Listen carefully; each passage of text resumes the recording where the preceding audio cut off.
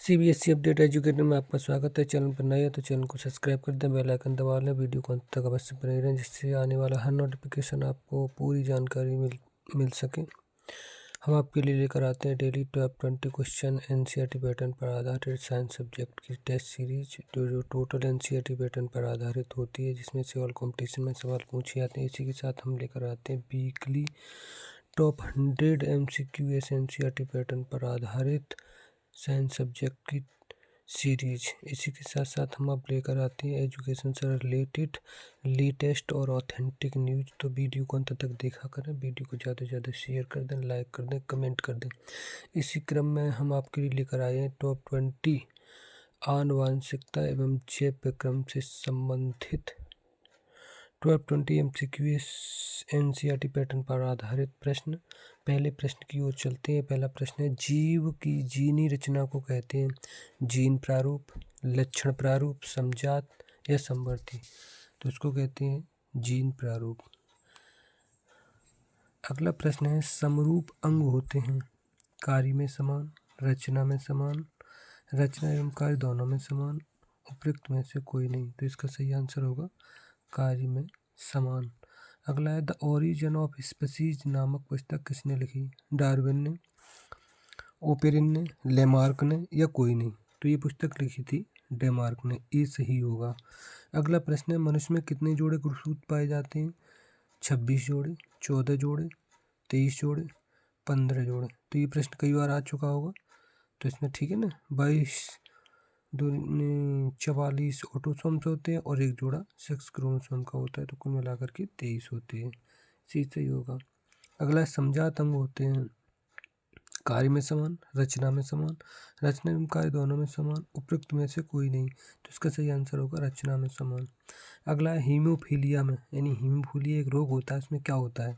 रक्त का थक्का नहीं बनता है, आरबीसी से चिपक जाते हैं, डब्ल्यूबीसी कोशिका बच्ची को हो जाते हैं, हीमोलाइसिस होता है। तो ये रक्त का थक्का नहीं बनता है, उसको हम हीमोफीलिया कहते हैं। ठीक है ना, ए सही होगा। अगला, कीटों के पंख, चमगादड़ के पंख किस तरह के अंग है? समजात अंग, अवशेषी अंग, संवृत्ति अंग या कोई नहीं। तो इसका होगा संवृत्ति अंग। अगला, वर्तमान प्राणियों में कुछ रचनाएं ऐसी पाई जाती हैं जिनका शरीर में अब कोई उपयोग नहीं रह गया है, ऐसी रचनाओं को कहते हैं समजात अंग, अवशेषी अंग, संवृत्ति अंग या इनमें से कोई नहीं। तो ऐसे अंग क्या कहलाते हैं? अवशेषी अंग कहलाते हैं। बी सही होगा।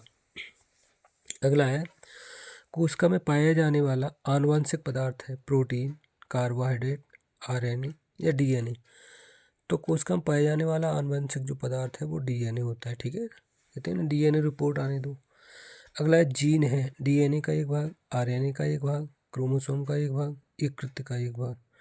ठीक है, जीन तो ये डीएनए का एक भाग होता है। ठीक। अगला, जीन शब्द की प्रस्तावना किसने दी थी? वाटसन ने, वेंडेन ने, मेंडल ने, इनमें से कोई नहीं। तो इनमें से किसी ने नहीं दी है जीन शब्द की प्रस्तावना, तो डी सही हो जाएगा। अगला प्रश्न है, कौन सा वैज्ञानिक मेंडल के नियमों की पुनः खोज से संबंधित है? सरमक, लेमार्क, डार्विन या लिनियस। तो इसका ए सही होगा, सरमक। अगला, मानव में कितने अमीनो एसिड पाए जाते हैं? 12, 15, 20 या 21। तो इसका सही आंसर होगा मानव में 20 अमीनो एसिड पाए जाते हैं। अगला प्रश्न है, आनुवांशिकी उत्परिवर्तन होता है क्रोमोसोम में, राइबोसोम में, डीएनए में या आरएनए में। तो आपको सही है, क्रोमोसोम में होता है। जब क्रोमोसोम में चेंजिंग आती है तब जाकर के आनुवांशिक म्यूटेशन क्रिएट होता है। ठीक है ना, जीन म्यूटेशन जिसे बोलते हैं, क्रोमोसोम से संबंधित होता है। पूरी करेक्ट हो गया। ठीक है ना। अगला प्रश्न है, गुणसूत्र बने होते हैं डीएनए के, डीएनए तथा आरएनए के, डीएनए तथा प्रोटीन व आरएनए के। तो गुणसूत्र किसके बने होते हैं? तीनों के बने होते हैं। तीनों चीज़ें होती हैं डीएनए, प्रोटीन तथा आरएनए। ठीक, सी सही होगा। अगला, कोशिका में आनुवंशिक पदार्थ है डीएनए, गुणसूत्र, जीन, हरित लवक। तो इसका सही आंसर होगा डीएनए। ठीक है ना, डीएनए, क्योंकि डीएनए में सारी चीज़ें आ जाएंगी। अगला, जीन कहाँ स्थित होते हैं? राइबोसोम में, गर्भाशय में, हृदय में, गुणसूत्र में। जी, तो जीन गुणसूत्र में होते हैं, ठीक है ना। अगला, आनुवांशिकी इकाइयाँ हैं लाइसोसोम, जीन, राइबोसोम, क्रोमोसोम। तो इसके लिए जीन एक पीढ़ी से दूसरी पीढ़ी में ले जाते हैं, तो आनुवांशिक इकाइयाँ जीन कहलाएंगी। अगला, जीन शब्द किसने प्रस्तुत किया? जॉनसन ने, लेमार्क ने, मेंडल ने या ग्रिफिथ ने? तो ये जॉनसन ने प्रस्तुत किया था, ठीक है ना, जीन शब्द। अगला, मलेरिया उत्पन्न करने वाला मच्छर यानी मादा एनाफिलीज किस तरह के जल में उत्पन्न होता है? साफ जल में, गंदे जल में, मीठे जल में, इनमें से कोई नहीं। तो ये गंदे जल में उत्पन्न होता है। तो दोस्तों, आज की वीडियो कैसी लगी कमेंट के माध्यम से बस बताइएगा, और वीडियो को अंत तक देखा करें जिससे आपको पूरी जानकारी मिल सके। हम आपके लिए बहुत ही बेहतरीन और सटीक प्रश्नों की MCQ टेस्ट सीरीज लेकर के आते हैं, ठीक है ना। तो वीडियो को अंत तक बने रहिए। वीडियो को ज़्यादा से ज़्यादा लाइक कर दीजिए, शेयर कर दीजिए, कमेंट कर दीजिए। आज के लिए इतना ही। Thank you so much. जय हिंद, जय भारत।